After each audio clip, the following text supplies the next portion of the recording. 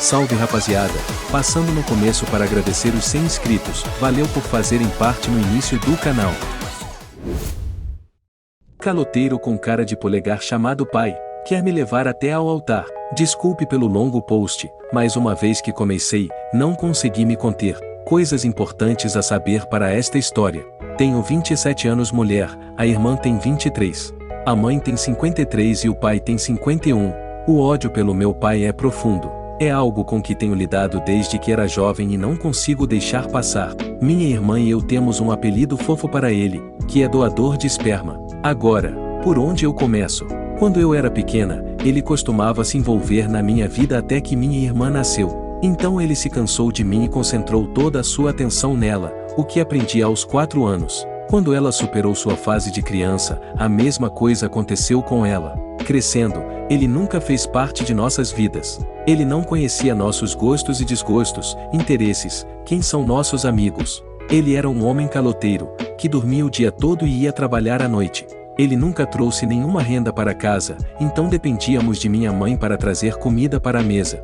Às vezes, não tínhamos nada para comer, então jogávamos em casa um jogo chamado O Caça ao Tesouro, para encontrar alguns trocados nos bolsos e bolsas para comprar pão e leite. Quando precisávamos de roupas ou sapatos, nossa mãe tinha que nos dizer para ficarmos quietos sobre isso, e ela escondia os recibos ou mentia sobre os preços para que ele não ficasse bravo. Ele nunca foi violento, mas era verbalmente abusivo e manipulador. A única coisa que ele fez comigo, que deixou um impacto até hoje como um reflexo, é que ele batia na minha cabeça sempre que estava irritado comigo, então agora sempre que alguém faz um movimento com a mão em minha direção eu instintivamente fecho meus olhos. Ele costumava brigar com minha mãe e sempre a culpava por tudo, idiota manipulador, e ela sempre deixava a bola cair primeiro. Existem tantos exemplos de quando ele era um idiota total, mas posso escrever um livro sobre isso.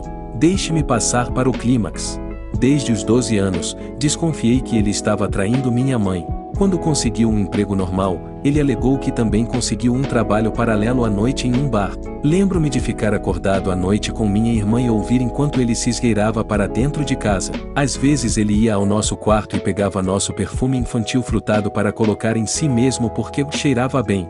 Sim, certo. Perguntei muito a minha mãe sobre isso, mas naquela época ela era uma mistura entre descrença e negação. Por muitas coisas que ele fez, eu o odiei e o queria fora de nossa casa e de nossas vidas, então fiquei obcecado em prendê-lo. Demorou 6 longos anos para chegar lá, mas no meu último ano do ensino médio, minha irmã e eu conseguimos. Encontramos evidências na forma de fotos e vídeos dele e de várias mulheres de todas as idades. Vimos seus nus, algo que eu quero queimar da minha memória. Mas a cereja no topo do bolo foi que, depois que o choque inicial e a adrenalina passaram, reconheci que uma das garotas mais recentes em sua galeria era uma das minhas colegas de classe. De repente, tudo fez muito mais sentido porque ele sempre me ameaçava que tinha contatos na minha escola e que sabia de todas as minhas notas, comportamento e dias em que eu faltei. Naquela noite, quando sentamos com minha mãe e mostramos tudo a ela, foi o dia em que ela acendeu um cigarro pela primeira vez em 7 anos. O que aconteceu depois disso foi um turbilhão de emoções e ação, e ele foi expulso de casa com as fechaduras trocadas no dia seguinte. A casa pertence aos pais da minha mãe, então ele não tinha direito a ela. Depois daquele dia, ele ameaçava todos nós, dizendo coisas vis como pagar uma quadrilha para manchar a casa e estuprar minha avó. Ele pegou nosso carro porque, embora minha mãe tenha comprado, estava no nome dele. Ele se recusou a pagar pensão alimentícia para minha irmã. Ele sabia que fui eu quem o arrebentou, porque ele estava bem ciente de que eu estava atrás dele e que queria que ele saísse de nossas vidas. Nas poucas vezes em que fomos forçados a nos encontrar com ele, ele sibilava e cuspia em mim, me chamava de destruidor de lares e um pedaço de merda que arruinou a felicidade dele e de nossa mãe. 9 anos se passaram desde então, muito mais aconteceu, e em todo aquele caos fui forçada a ser o único a manter contato com ele. Como o tempo parece curar e apagar as coisas para algumas pessoas, ele se convenceu de que tudo isso ficou para trás, que o que aconteceu não foi culpa dele, e agora ele está tentando fazer parte de nossas vidas, da minha vida. Vou me casar em maio e, quando ele me perguntou sobre os detalhes, eu disse a ele que minha mãe seria quem me levaria até o altar, já que ela sempre foi a única mãe em minha vida. Ele teve a audácia de se sentir magoado e insultado, e me disse que os dois podem me levar até o altar. Eu disse a ele que não e que ele deveria estar feliz por estar lá. Ele ficou bravo comigo e me chamou de maldosa e vingativa. E não vou mentir, eu estou. Muito mesmo. Eu odeio com toda a minha existência e odeio a posição em que fui colocada, para ser o ponto de contato entre ele e todos os outros. Edite para responder as perguntas mais frequentes.